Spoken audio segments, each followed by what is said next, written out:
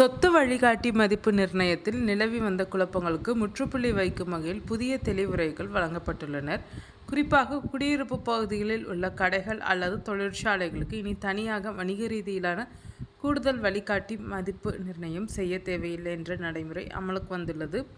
இதன் மூலம் நில நிலவரம் மற்றும் வகைப்பாடுகளை கணக்கிடுவதில் இருந்த சிக்கல்கள் தீர்க்கப்பட்டு பொதுமக்கள் கூடுதல் கட்டண சுமையின்றி எளிதாக பத்திரப்பதிவு செய்ய வழிவகை செய்யப்பட்டுள்ளது. பதிவுத்துறையில் வெளிப்படைத்தன்மையை அதிகரிக்க வேண்டும் என்பதில் ஆரம்பத்தில் இருந்தே மிகவும் உறுதியாக இருப்பவர் பதிவுத்துறை தலைவர் தினேஷ் பொன்ராஜ் ஆலிவர். இதற்காகவே அவர் பொறுப்பேற்றது முதல் பதிவுத்துறையில் பல புரட்சிகரமான மாற்றங்களை கொண்டு வந்துள்ளார். சாமானிய மக்களும் எளிதில் சொத்து பரிமாற்றம் செய்யும் வகையில் தெளிவான வழிகாட்டுதல்களை வழங்கி துறையின் வெளிப்படைத்தன்மையை அவர் இப்போது அடுத்த நிலைக்கு கொண்டு சென்றுள்ளார். அந்த வரிசையில் பொதுமக்கள் மற்றும் சொத்து வாங்குபவர்களின் நலனை கருத்தில் கொண்டு வழிகாட்டி மதிப்பு நிர்ணயத்தில் நிலவி வந்த குழப்பங்களை தீர்க்க ஒரு புதிய நடைமுறையை அறிவித்துள்ளார். பல மாவட்ட பதிவாளர்கள் மற்றும் தணிக்கை அலுவலர்கள் வழிகாட்டி மதிப்பு நெறிமுறைகளை சரியாக பின்பற்றவில்லை என்பது கவனத்திற்கு வந்ததை அடுத்து 5/5/2026 அன்று இந்த முக்கிய சுற்றறிக்கை வெளியிடப்பட்டுள்ளது. ஒரு தெருவானது குடியிருப்பு பகுதியாக வகைப்படுத்தப்பட்டிருக்கும் நிலையில் அங்கு அமையப்பெற்றுள்ள கடைகள், தொழிற்சாலைகள் அல்லது கல்வி நிறுவனங்கள் விற்பனைக்கு வரும்போது அவற்றுக்கு தனியாக வணிக ரீதியிலான மதிப்பை நிர்ணயம் செய்ய வேண்டிய அவசியமில்லை என்று தெளிவுபடுத்தப்பட்டுள்ளது. அந்த தெருவிற்கு ஏற்கனவே என்ன குடியிருப்பு மதிப்பு நிர்ணயிக்கப்பட்டுள்ளதோ அதையே பயன்படுத்தினால் போதுமானது. இதேபோல் ஒரு குடியிருப்பு பகுதியில் தொழிற்சாலை நிலம் விற்பனைக்கு வந்தாலும் அதற்கென தனியாக தொழிற்சாலை வகைப்பாட்டில் மதிப்பு நிர்ணயம் செய்ய தேவையில்லை. ஏற்கனவே மாவட்ட ஆட்சியர் தலைமையிலான துணைக்குழுக்களால் அங்கீகரிக்கப்பட்ட மதிப்பையே அதிகாரிகள் கடைபிடிக்க வேண்டும். தொழிற்சாலை நிலங்களை பொறுத்தவரை ஒரு கிராமத்தில் வணிக பகுதி மதிப்பு என்பது குடியிருப்பு பகுதியை விட அதிகமாகவும் குடியிருப்பு பகுதி மதிப்பு விவசாய நில மதிப்பை விட அதிகமாகவும் இருக்கும். இதனால் தொழிற்சாலை நிலங்களுக்கு தனியாக மதிப்பு நிர்ணயம் செய்ய தேவையில்லை.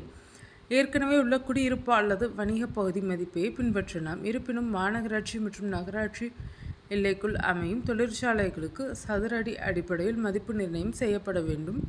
இந்த மதிப்பானது வணிக பகுதி, குடியிருப்பு பகுதி, தொழிற்சாலை பகுதி, விவசாய பகுதி என்ற வரிசையில் இருக்குமாறு பார்த்து கொள்ள வேண்டும். குறிப்பாக ஒரே சுற்றுச்சுவருக்குள் இயங்கும் பெரிய தொழிற்சாலை வளாகங்களில் முழு நிலத்திற்கும் தொழிற்சாலை மதிப்பை நிர்ணயம் செய்யாமல் கட்டிடம் அல்லது தொழிற்சாலை பயன்பாட்டில் உள்ள உட்பிரிவு எண்ணிற்கு அந்த வகை மதிப்பை கணக்கிட்டு மீதமுள்ள காலி இடங்களுக்கு வழக்கமான வழிகாட்டி மதிப்பையை பயன்படுத்த வேண்டும் சுற்றறிக்கையில் தெளிவுபடுத்தப்பட்டுள்ளது. இதன் மூலம் தேவையற்ற குழப்பங்கள் தவிர்க்கப்பட்டு சரியான மதிப்பீடு உறுதி செய்யப்படுகிறது. அதே சமயம் கிராமப்புறங்கள் மற்றும் பேரூராட்சி பகுதிகளில் உள்ள கோழிப்பண்ணை, பட்டாசு தொழிற்சாலை, ஜல்லி கிரஷர், இறால் பண்ணை, காற்றாலை, சூரிய மின்சக்தி நிலையங்கள், தென்னை நார் மற்றும் கயிறு தொழில் போன்ற தொழிற்சாலைகளுக்கு வழிகாட்டியில் உள்ள விவசாய மதிப்பை தொடர்ந்து பயன்படுத்தலாம். மேலும் ஒரு சொத்து பல புல எண்களில் கட்டப்பட்டு ஒரே 4 எல்லைக்குள் அமைந்திருக்கும் போது அனைத்து புல எண்களுக்கும் அதிகபட்ச மதிப்பை சுமத்த வேண்டிய அவசியமில்லை. அந்தந்த புல எண்களுக்குரிய மதிப்பை மட்டும் கணக்கிட்டால் போதுமானது. அடுக்குமாடி குடியிருப்புகளின் முதல் விற்பனையை பொறுத்தவரை கூட்டு மதிப்பு நிர்ணயம் செய்யப்பட வேண்டும் என்பதும் கட்டாயமாக்கப்பட்டுள்ளது. இந்த நெறிமுறைகளை தமிழகம் முழுவதும் உள்ள அனைத்து பதிவு அலுவலர்களும் தவறாமல் பின்பற்ற வேண்டும் என பதிவுத்துறை தலைவர் உத்தரவிட்டுள்ளார். பதிவுத்துறை தலைவர் வெளியிட்டுள்ள இந்த புதிய தெளிவுரைகள் பொதுமக்களுக்கு பல்வேறு வகைகளில் நிம்மதியையும் பொருளாதார நன்மைகளையும் வழங்கக்கூடியவை. முக்கியமாக குடியிருப்பு பகுதிகளில் உள்ள சிறிய கடைகள் அல்லது தொழிற்சாலைகளுக்கு இனி அதிகாரிகள் தன்னிச்சையாக அதிகப்படியான வணிக ரீதியிலான வழிகாட்டி மதிப்பை நிர்ணயம் செய்ய முடியாது என்பதால் தேவையற்ற கூடுதல் முத்திரை தீர்வை மற்றும் பதிவு கட்டண சுமை குறையும். அதேபோல் ஒரே சுற்றுச்சுவருக்குள் இருக்கும் பெரிய தொழிற்சாலை வளாகங்களில் கட்டிடம் இருக்கும் பகுதிக்கு மட்டும் தொழிற்சாலை மதிப்பையும் மீதமுள்ள காலி இடங்களுக்கு சாதாரண வழிகாட்டி மதிப்பையும் கணக்கிட உத்தரவிடப்பட்டுள்ளதால் முழு நிலத்திற்கும் அதிகபட்ச மதிப்பை கட்ட வேண்டிய நிலை தவிர்க்கப்படும்.